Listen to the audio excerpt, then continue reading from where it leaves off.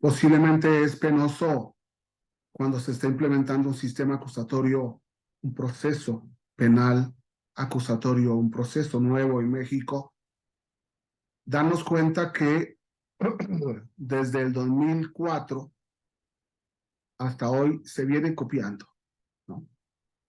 De muchos países, de muchos sistemas. Y cuando en el 2008 se hace la reforma constitucional, tenemos que entender que México es de los pocos países que para hacer una reforma tan importante como la del proceso penal, produce una reforma constitucional. Si ustedes estudian en Latinoamérica, Latinoamérica ha realizado reformas procesales penales sin necesidad de hacer una reforma constitucional. Esto puede ser bueno, puede ser mal, y es quizás un tema de debate. Pero cuando México estaba implementando el modelo acusatorio, miles se fueron para Estados Unidos a aprender el modelo sajón, el modelo para jurados, y de ahí se viene y traemos la teoría del caso. Miles se van a países que ya habían ido a Estados Unidos, Chile, Argentina, Colombia. Colombia es uno de los países que más ha copiado y más reformas ha tenido en su proceso acusatorio por estar copiando. Panamá, que le copia a Colombia y por tanto arrastra el modelo sajón.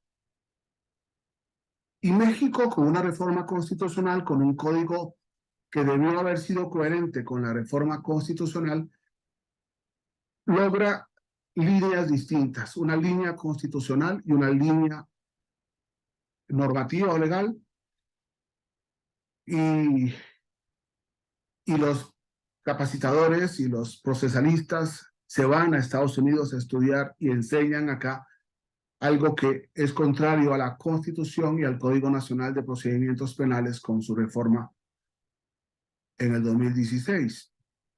Una de ellas fue copiar de Colombia el artículo 3375D, la necesidad de un testigo del documento. Y ha suscitado una serie de debates y que lo que ha hecho es simplemente producir más formalismos en el juicio oral. El documento se lee. ¿Y quién lo lee? El que, si está en la carpeta, en la carpeta. Y si está ofrecido por el fiscal, en el fiscal. Y si está...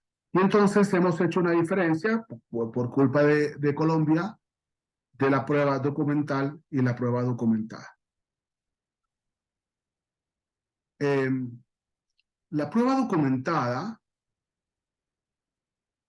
es aquella prueba en la que después de una investigación se produce un dictamen y ese dictamen lo firma personalmente un perito o un grupo de peritos, perito genetista forense, médico forense, balística forense, grafoscopía, grafología, etcétera.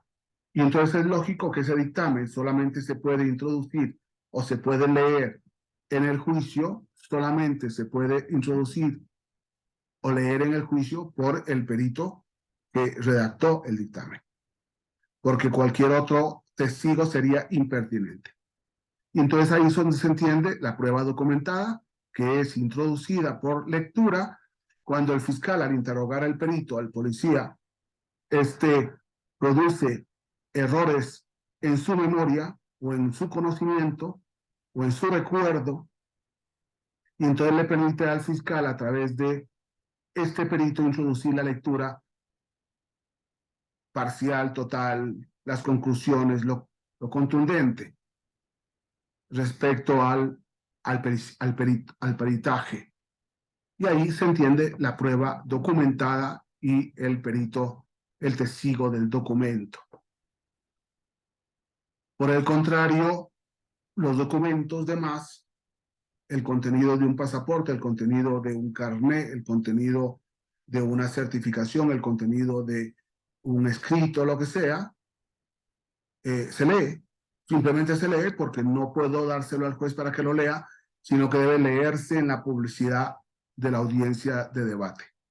El asunto es tan sencillo como esto, y sin embargo, un abogado que fue a Colombia a capacitarse venía enamorado del modelo colombiano sin tener la perspectiva de los errores que estaba produciendo Colombia en Latinoamérica, trajo a México el testigo del documento. No puede ningún documento introducirse al debate si no lo lee un testigo. Y hemos llegado a inventar. Eso duele mucho porque estamos hablando de profesionales, de procesalistas. Hemos llegado a inventar que el policía que fue por el documento, que la persona que mencionó el documento, cuando decimos, por ejemplo, el documento del siglo pasado, que ya murieron los que lo podrían leer, ¿quién lo podría leer? Y entonces empezamos a inventar testigos del documento. Pues sigamos inventando, sigamos haciéndole daño a este país, sigamos inventando testigos del documento para, para hacer lo que hacen los jueces. No introducen el documento porque no había testigo. El artículo 20, apartado A, fracción primera de la Constitución Federal exige el descubrimiento de los hechos, el descubrimiento de la verdad. Por tanto, si el documento tiene una información que interesa al juez en la sentencia, debe introducirse leyéndolo quien le dé la gana leerlo. No podemos estar inventando, como estamos inventando en México,